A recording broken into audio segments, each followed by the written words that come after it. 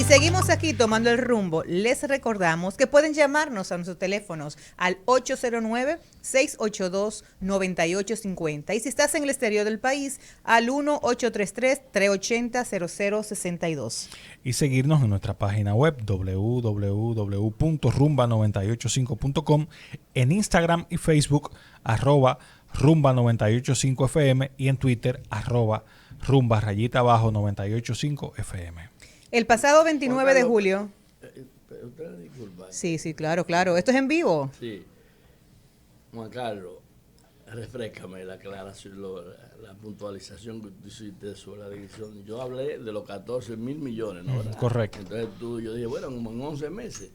Y entonces tú hiciste una precisión. 14.000 millones de dólares en 11 meses son 1.100 millones de dólares mensuales y 30 millones de dólares diarios. Eso es demasiado dinero. Así es. Para un país como el nuestro. Así es. El pasado 29 de julio terminó el año escolar, un año que fue atípico. El actual año electivo que fue caracterizado por tener luces y por tener sombras, desde que inició, por supuesto, el pasado 2 de noviembre del año pasado con el tema de la pandemia. Pero para conversar de esto, vamos primero a permitirnos que un oyente nos está llamando. Sí, buenas, adelante. Sí, buenas tardes de Villacón. Dicen los caballeros que están ahí que no saben que el gobierno ha invertido 14.000 millones de pesos, pero sí saben en que el PLD gastó 45.000 millones de pesos en los 8 años, en los 10 años que duró. Porque el Metro Santo Domingo todavía nadie sabe cuánto costó. Salió al triple seguro de lo que costaba, porque hoy son todos millonarios, comité político completo. Así que averigüen bien su cosa.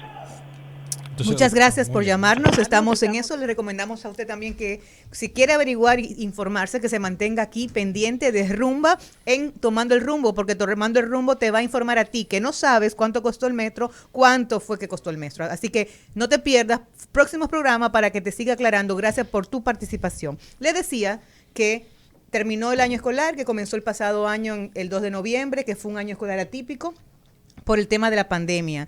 Y precisamente el Ministerio de Educación, entre sombras y luces, pues también anuncia cómo va a ser la modalidad del año que viene. Quiero recordarles que el año pasado que se ejecutaron 3 modalidades. La primera fue Educación para Todos, preservando la salud. Esto se hizo en coordinación con el Ministerio de Salud y era para que de una manera u otra nuestros niños y niñas pues no fueran a las escuelas, porque en ese momento la situación era muy precaria. La segunda etapa fue el Retorno a la Alegría, la cual inició este año en abril y se basó en la modalidad semipresencial, sobre todo en 48 municipios específicos, y en ese sentido iban una cantidad de días presencial y otras cantidades seguía la modalidad virtual. Y la tercera etapa fue la apertura general de escuelas sin tomar en cuenta ningún indicador, se hizo esto y finalmente el MINER tuvo que apelar otra vez a la semipresencial porque no funcionó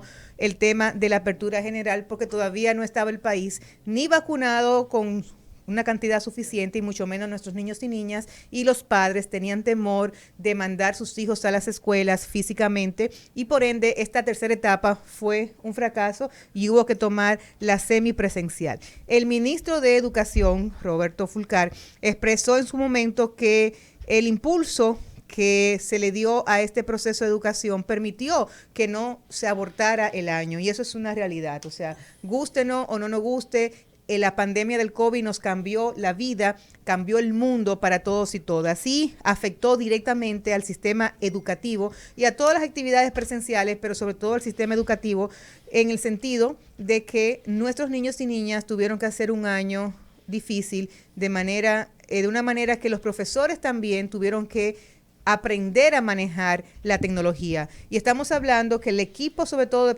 de profesores del sistema público, pues carente de mucha formación tecnológica, aunque hace unos años se ha comenzado a trabajar con ellos este tema, porque hace unos años ya que se han comenzado a utilizar las computadoras, las iPads en las escuelas, inclusive las pizarras electrónicas. No obstante a eso, la verdad es que nuestros profesores tienen mucha deficiencia en el manejo de la tecnología y entonces tuvieron que lo primero, capacitar al profesorado. Y esto en el sistema público, pero también en el privado, porque quienes somos madres y tenemos hijos e hijas en sistema privado, sabemos que los profesores también en las escuelas privadas, en los colegios, tuvieron que ser adiestrados, capacitados, y que aún así, en el año completo, muchos hoyos, muchos espacios vacíos quedaron, y que la cuestionante es, este año, cómo pasaron nuestros hijos real y efectivamente, si pudieron asumir alguna capacitación o si lo que estamos haciendo es lo que se ha dicho en América Latina en el sentido de educación, de que este es un año que se le va a dar de gracia a todos los estudiantes, pero que en la realidad el contenido que se tenía que aprender no fue definitivamente propicio para que los estudiantes aprendieran ese contenido. Vamos a tener la oportunidad hoy de conversar con madres de sus casas, con maestros y maestras, para que nos cuenten ellos qué han vivido, cómo lo han vivido y qué sienten precisamente de este año escolar que, reitero, acaba de terminar y que ya se anunció el próximo año escolar, que se apertura ya en agosto y que precisamente el ministerio está hablando de comenzar con la modalidad semipresencial y en algunos municipios hacerlo de manera presencial. Vamos ahora al aire con Eseleiden, que nos va a contar como maestra cómo ella pudo manejar este año escolar y cuál es su aprendizaje de vida. Muy buenas tardes, Eseleiden. Placer estar con ustedes en el programa en el día de hoy. ¿Dónde tú das clases? De clase en el Centro Modalidad en Artes María Montez, en Los Alcarrizos. En Los Alcarrizos. ¿Y cuál es el horario de clases que tienes bajo tu responsabilidad? El horario de clases es de las 8 hasta las 4. Ahora con el tema COVID se impartía docencia hasta las 12 del mediodía. Cuando comenzó la pandemia, el año escolar pasado comenzó la pandemia, ¿cuáles fueron las primeras impresiones que como maestra te llevaste y cuáles fueron los obstáculos que tuviste que afrontar entre el año pasado, estamos hablando de marzo, hasta noviembre, que inició este nuevo año escolar, que reitero, concluyó ya el 29 de julio? Mira, la pandemia hizo total y completamente un estragos en la calidad del asunto de docentes, estudiantes, desenvolvimiento de la escuela, debido a que uno no se esperaba eso, y aparte había muchísimas actividades que realizar durante todo el año con los estudiantes. Entonces, al inicio de la pandemia prácticamente hubo una desconexión de maestros y estudiantes, de que no se veían, de que había que localizarlo, de que había que buscar la manera de seguir y de darle continuidad a las clases, cosas que anteriormente eran de forma presencial. O sea, desde que comenzó la pandemia, por así decirlo, fue como muy caótico, porque no estábamos preparados, no nos esperábamos una pandemia a ese nivel, y la mayor dificultad era entrar en contacto con estudiantes que quizás uno ve en el día a día, pero que no tienen forma de comunicarse con el maestro si no es yendo a la escuela. Eseleiden, una pregunta. En este año escolar se implementó en una primera etapa el tema de las clases por radio y televisión. ¿Cuál fue tu experiencia en cuanto al seguimiento y al refuerzo de los estudiantes con este tipo de clases como maestra? Mira, los estudiantes, y pasó con estudiantes, pasó con padres, pasaron con los mismos maestros, que hasta cierto punto no podían llevar un ritmo y una continuidad en las clases. La mayoría de los estudiantes buscó la opción de conectarse, por ejemplo, a YouTube y buscar los links de la clase mediante YouTube, porque el tú sentarte frente a una televisión, cada uno tiene capacidades de aprendizaje diferentes. Entonces, el sentarte, quizás a mí me vaya bien, pero quizás a otro niño no le vaya bien sentarse frente a la televisión o a la radio, escuchar la radio. Me refiero un poco más a la experiencia de ustedes dándole seguimiento a esa modalidad de clase, porque me supongo que los estudiantes veían la clase ahí y los profesores tenían algún mecanismo para dar seguimiento o reforzar cualquier duda del estudiante sobre este tema o cualquier evaluación. ¿Cuál fue la experiencia en ese sentido? ¿O simplemente se limitó a que el estudiante reportaba que vio la clase? No, el estudiante tenía unos cuadernillos, el maestro en los encuentros presenciales, dígase por medio de las plataformas, por Zoom o por Google Meet, el maestro explicaba y aclaraba las dudas de los estudiantes de los contenidos que había visto en la televisión. Entonces, por los cuadernillos, ellos iban reportando, por así decirlo, las asignaciones que le dejaban por medio de la televisión y ya el maestro corregía esos cuadernillos, ya sea que se lo llevaran un día a la semana a la escuela, que eso ya en este año se pudo hacer, que se llevaban de forma presencial algunos cuadernos de estudiantes, entonces, o entregándoles mediante fotos por las diferentes plataformas, entonces el profesor corregía todo ese contenido que ya el estudiante había visto por televisión también le aclaraba las dudas. Este año fue definitivamente un año traumático para la educación dominicana y para la educación en el mundo. Muchas profesoras han expresado, directores de escuelas, de colegios privados, han expresado su sentir de cómo quisieran que iniciase el nuevo año escolar. Y estamos hablando de que se aperture el año escolar precisamente ya con una asistencia de manera general. ¿Cuál es tu sentir? ¿Qué tú recomendarías al Ministerio de Educación si te preguntasen cómo tú recomendarías que se inicie este nuevo año escolar, de acuerdo a tu experiencia? Tomando en cuenta lo esencial y en muchas ocasiones lo efectivo es lo presencial, porque todavía no estamos preparados para una virtualidad completa.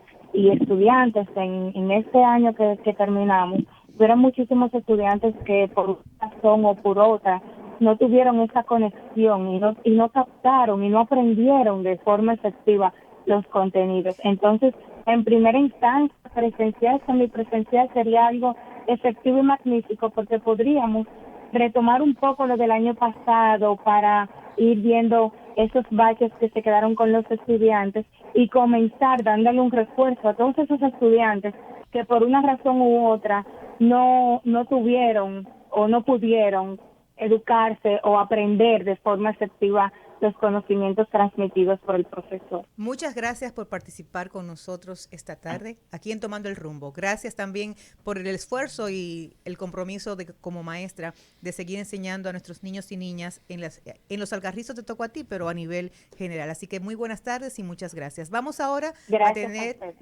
Vamos ahora a tener una madre para que nos diga cuál ha sido su vivencia. Yo soy madre, yo tengo un niño, el mío ya está en tercero de bachillerato, que ahora es el quinto. Yo he tenido bastantes dificultades porque aunque el mío no es un niño ya, ¿verdad? Pokémon Platinum. Claro. Aunque el mío es tecnológico, les cuento que no quiso por ningún motivo tener empatía con el tema de las clases a través de la web. Y ha sido un problema. Pero yo, ¿qué he tenido que hacer? Ponerle un maestro que también vía virtual que me le dé más seguimiento. Pero tenemos todos los padres y madres la capacidad de ponerle tutoría a nuestros hijos. O sea, cómo ha hecho la mujer que apenas trabaja para mantener su casa, que no tiene inclusive para tener internet quizás o para comprarle un aparato electrónico como es una tablet o una computadora a sus hijos, cómo ha podido insertarse, ha llegado educación real efectivamente a poder apalear regalando precisamente computadora a nuestros hijos e hijas a nivel del sector público. Vamos ahora a tener una madre para que ella nos diga cuál ha sido su realidad. Muy buenas tardes. Buenas. ¿Con quién tengo el gusto? Cristina Sosa. Cristina, ¿dónde vives? En Pedro Bramo. Cristina, ¿cuántos hijos e hijas tienes? 2. ¿Edades? 9 y 3. Tú has tenido 9 y 3. ¿Solamente están los dos en la escuela o solamente la de 9? Bueno, los dos. Los dos. Cuéntanos, cuando comenzó la pandemia, ¿cuáles fueron tus primeros desafíos? ¿Cuáles problemas tuviste que afrontar para que tus hijos pudiesen insertarse en este sistema virtual de clases, ya sea a nivel con la televisión, la radio o el sistema a través de la computadora? Bueno, los niños comenzaron fue con la televisión, pero lo más difícil fue que ellos se quedaran tranquilos y atendieran el televisor. Eso fue lo más desafiante. ¿Y tú te dedicabas a estar con ellos todo el tiempo en clases o ellos estaban solos? Ellos gran parte estaban solos porque yo trabajo. Claro, correcto. Ujú. ¿Y qué decían ellos? O sea, el rendimiento, ¿tú sentías si aprendían algo o si se la pasaban, como tú dices, inquietos, jugando y no precisamente prestándole atención a lo que transmitía el Ministerio de Educación por la televisión? Bueno, la más grande mía de 9, ella a veces tomaba apuntes, pero realmente no le prestaban las 3 horas, por lo menos que duraba, no se la prestaba debidamente las 3 horas. ¿Cómo catalogas tú los resultados? ¿Han sido positivos? ¿Has podido simplemente salvar el año escolar para no tener retroceso? ¿O tú crees que ha sido positivo en sentido general? No, eso fue para salvar el año escolar. Una pregunta, ¿cómo tú calificas el seguimiento de la escuela, de los maestros, a esta modalidad de clases a distancia que implementó este año el Ministerio de Educación para que el año escolar, valga la redundancia, pudiera llevarse a cabo? ¿Había realmente un seguimiento o simplemente se dejaba hacer con ese tema? ¿Cuál ha sido tu experiencia con lo de los cuadernillos y demás? En términos del seguimiento de la escuela. Bueno, por mi parte, realmente hubo muy mal seguimiento. No quiero echarle la culpa específicamente al maestro, porque hay que tener en cuenta que a veces hay maestros que están dando clases que realmente no saben absolutamente nada de tecnología, no saben nada de WhatsApp. Por lo menos la que le tocó a la niña mía, esa maestra es excelente dando clase presencial, muy buena maestra, pero realmente por el WhatsApp ella ni siquiera sabía usarlo prácticamente. ¿Qué edad tiene esa maestra aproximadamente? Ella ya está de pensión, me imagino, yo creo que ahora la pensionaron, pero yo creo que ya tiene 50 y pico, me parece. Sí, bueno, 50 y pico tengo yo, digo, no tengo yo, pero ya casi estoy para los 50. Yo creo que de pensión todavía no estamos. Marino, ¿tú tienes 50 y pico? En la frontera. En la Sí. frontera estoy. Yo No, no, ya yo pasé de ahí, pero ella no me dijo acuerdo.